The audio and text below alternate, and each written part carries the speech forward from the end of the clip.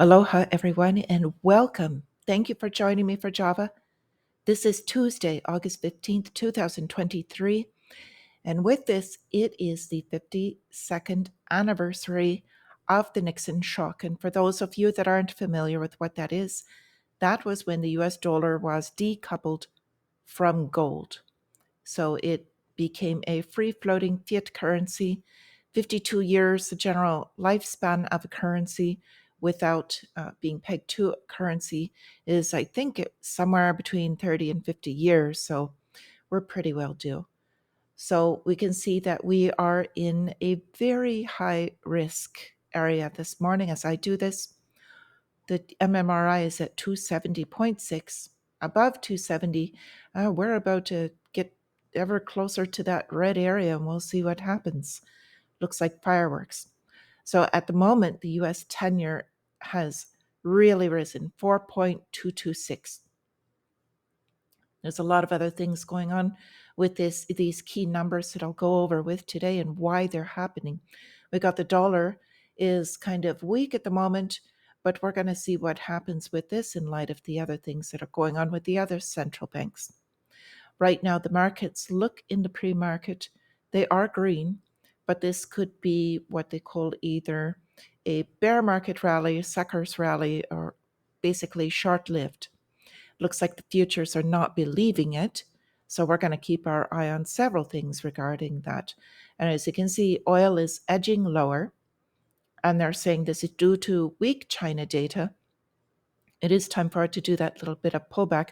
And we've got gold under a little bit of pressure as well. So for today, we are expecting retail sales data. We got Home Depot's numbers out, and they actually beat. And we're also going to get some import-export data, manufacturing, and we get to hear from Neil Kashkari a little bit later today. So Fed President looks like Lex Luthor. He'll be talking today. So in this, 10-year Treasury yields near the highest since 2008 as traders eye U.S. retail sales data.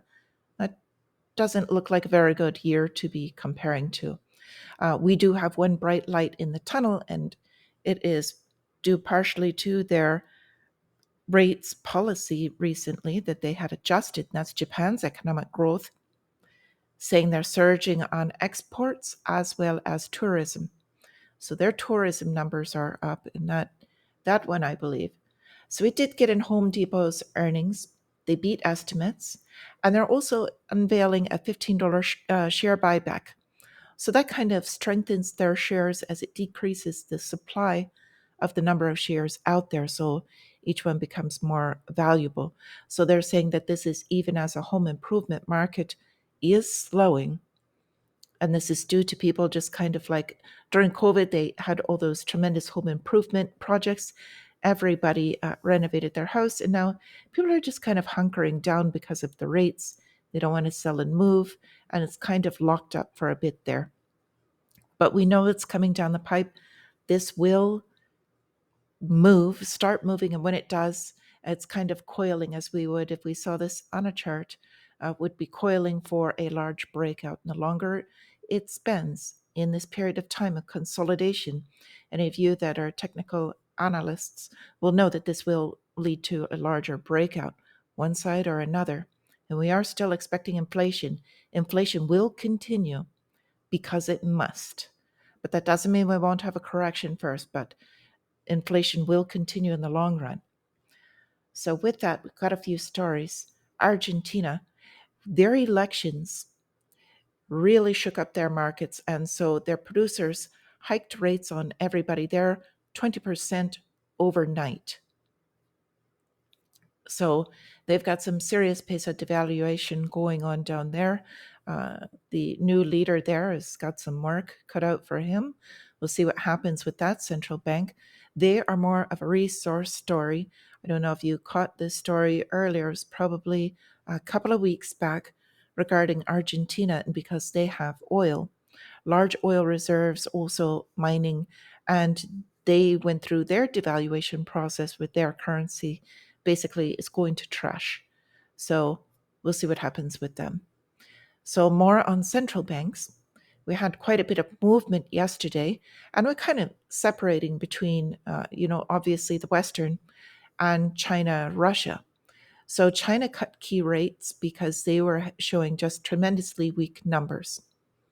They also came out with very high youth unemployment numbers, which were north of 20%. So they basically, for a couple of these numbers that have come out, the PBOC has decided not to put out these reports anymore. So if they can't fix the numbers don't fit what they need, they're just going to stop reporting them. So we will not hear much more about the youth unemployment other than it has gone past 20% at the moment. On the other side, Russia did an emergency rate hike because they are trying to save their currency from crashing and becoming trash. So a lot of these are the currency wars that we've been speaking of. And all between the trade and the sanctions, this is what that currency war is looking like. It's a race to the bottom, but we're watching these two come out lower. But this is a very interesting time. We are, as I said, middle to late August, which is typical for large moves through to September. And we are expecting the BRICS summit on the 22nd. So we'll see if that has an effect. Had a bit of a glitch the other day with the Bank of England. Now, they have set up their version of the FedNow payment system, and they had a problem with theirs, and it ended up not settling their payments. So I think they're kind of, my estimation, they're probably kind of trying to tweak their system, and it ended up causing some issues. It's normally what causes these things. And they ended up not making payments, although they are saying that it's fixed by today. Could be indications of more systemic issues. Keep an eye on that, because usually this is the type of technical issue that they blame on something else, but it's really kind of more of a cover, if you will. I'll just come right out and say it. I don't trust this story to be exactly what it is that it said. It said a lot of nothing, basically, and there are quite a bit going on with the Bank of England that they need to be doing some covering up. So wouldn't surprise me if that's what this ended up. So we've got one more story. Zimbabwe. This is the one I was talking about, kind of counter the anniversary today.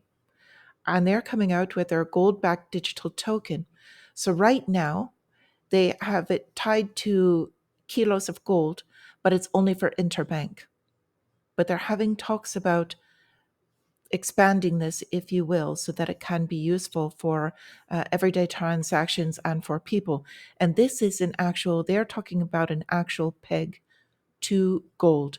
So I think there's a lot of movement between Niger, a lot of the politics that are going on, the movement against France and the colonialization there.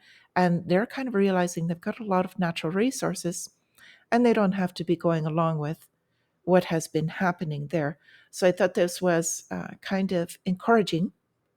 We don't have to sit here with this and see what's going on. There can be action taken against this. So I fully encourage just to stay with communities. There's a lot of good things happening out there as well. Be careful of today, traders. I do think it is going to be a short-lived rally. Nobody knows for sure, but it's looking a little shaky with the charts there. So with that, I wish you all a wonderful day. I wish you all a wonderful green trading day if you're a trader, just a wonderful day in general. Thank you for joining me. And until I see you again, stay free, my friends.